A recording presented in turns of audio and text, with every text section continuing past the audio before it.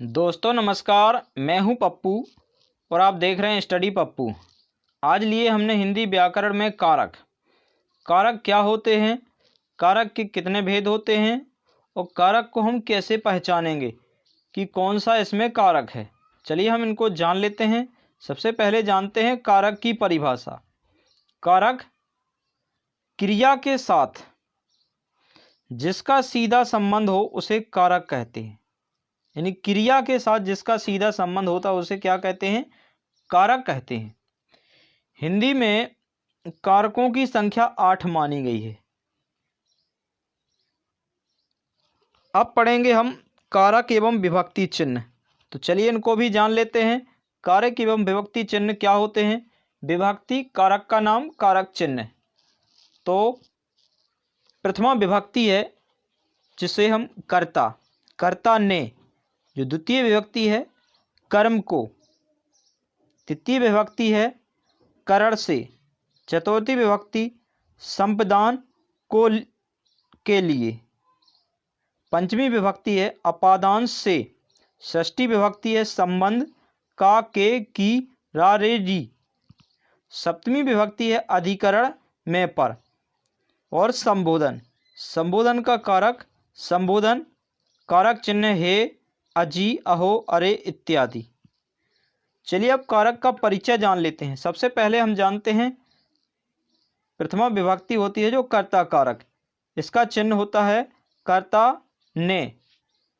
तो चलिए हम इसको जानते हैं। वाक्य में जिस शब्द द्वारा काम करने का बोध होता है उसे कर्ता कारक कहते हैं। वाक्य में जिस शब्द द्वारा काम करने का बोध होता है उसे कर्ता कारक कहते हैं। जैसे राम ने श्याम को मारा। तो यहाँ पर इस वाक्य में राम कर्ता है क्योंकि मारा क्रिया करने वाला राम ही है। तो इसमें कर्ता कारक होगा वो राम होगा और इसका विभक्ति चिन्ह होगा, कारक चिन्ह होगा ने। अगला है कर्म कारक। कर्म कारक वाक्य में क्रिया का प्रभाव या फल जिस शब्द पर पड़ता है उसे कर्म कारक कहते हैं। वाक्य में क्रिया का प्रभाव या फल जिस शब्द पर पड़ता है उसे कर्म कारक कहते हैं। जैसे राम ने श्याम को पुस्तक दी। यहाँ कर्ता राम है, पुस्तक देने का फल श्याम पर पड़ता है, अतः श्याम कर्म है। अतः श्याम क्या होगा इसमें, कर्म। तो हम कह सकते हैं कि राम ने श्याम को पुस्तक दी, तो कर्म होगा इसमें श्याम। करण कारक। करण कारक, करण का अर्थ है साधन। संज्ञा का वह रूप जिससे क्रिया के साधन का बोध हो उसे करण कारक कहते हैं। संज्ञा का वह रूप जिससे क्रिया के साधन का बोध हो उसे करण कारक कहते हैं। जैसे शिकारी ने शेर को बंदूक से मारा। इस वाक्य में बंदूक द्वारा शेर मारने का उल्लेख है, अतएव बंदूक करण कारक होगा। संपदान कारक, जिसके लिए कुछ किया जाए या जिसको कुछ दिया जाए इसका बोध कराने वाले शब्द को संपदान कारक कहते हैं। जैसे उसने विद्यार्थी को पुस्तक दी। वाक्य में विद्यार्थी संप्रदान है और इसका कारक चिन्ह को है। कर्म और संपदान कारक में अंतर भी है। तो कर्म का भी चिन्ह वही होता है और संपदान का भी वही होता है। तो चलिए इसमें अंतर भी है। अंतर सबसे पहले हम जान लेते हैं क्या है वो अंतर। कर्म और संपदान कारक का विभक्ति चिन्ह को है परंतु दोनों के अर्थों में अंतर है। संपदान का को के लिए अव्यय के स्थान पर या उसके अर्थ में प्रयुक्त होता है, जबकि कर्म के को का के अर्थ से कोई संबंध नहीं है। जैसे सुनील अनिल को मारता है, तो यहाँ पर कर्म कारक होगा, और सुनील अनिल को रुपए देता है, यहाँ पर संपदान कारक होगा। तो आप अंतर शायद समझ गए होंगे। अब इसके बाद है अपादान कारक। संज्ञा या सर्वनाम के जिस रूप से दूर होने, निकलने, डरने, रक्षा करने, विद्या सीखने, तुलना करने का भाव प्रकट होता है, उसे अपादान कारक कहते हैं। इसका चिन्ह से है।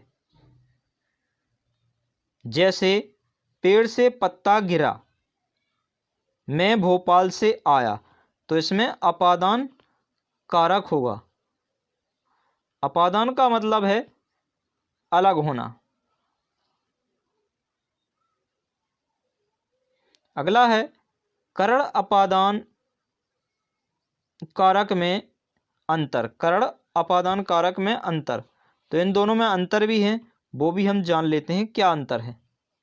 करण और अपादान दोनों कारकों में से चिन्ह का प्रयोग होता है, से चिन्ह का प्रयोग होता है, किंतु इन दोनों में मूलभूत अंतर हैं। जैसे मैं कलम से लिखता हूँ, इसमें करण कारक है, यहाँ कलम लिखने का उपकरण है, अतः कलम शब्द का प्रयोग करण कारक में हुआ है। वह गांव से चला आया, इसमें अपादान कारक होगा, यहाँ गांव में अपादान कारक है।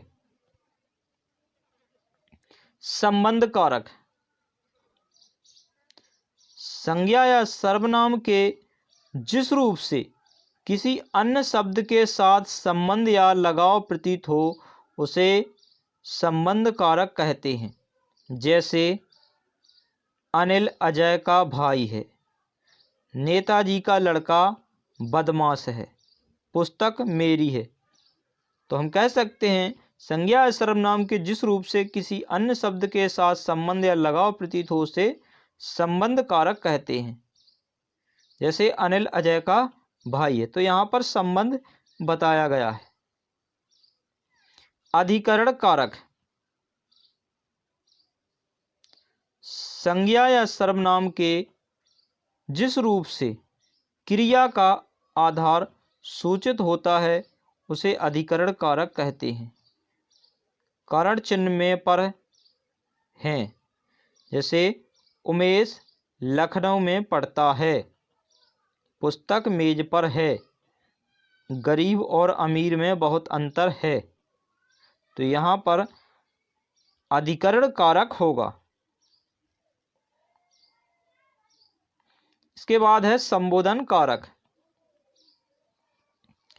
संज्ञा के जिस रूप से किसी को पुकारने, चेतावनी देने या संबोधित करने का बोध होता है, उसे संबोधन कारक कहते हैं। संज्ञा के जिस रूप से किसी को पुकारने या चेतावनी देने या संबोधित करने का बोध हो, उसे संबोधन कारक कहते हैं। जैसे हे राम रक्षा करो, अरे मूर्ख संभल जा, हे लड़कों खेलना बंद करो, तो यहाँ पर संबोधन कारक होगा। जितने भी संबोधन कारक वर्ड वाक्य होते हैं, उसमें विस्मयादि चिन्ह जरूर मिलेगा। यदि विस्मयादि चिन्ह लगा हुआ है तो वो संबोधन कारक होगा। तो दोस्तों, वीडियो कैसा लगा कमेंट में ज़रूर बताएं। यदि वीडियो पसंद आया हो तो वीडियो को लाइक करें और हमारे चैनल को सब्सक्राइब करें।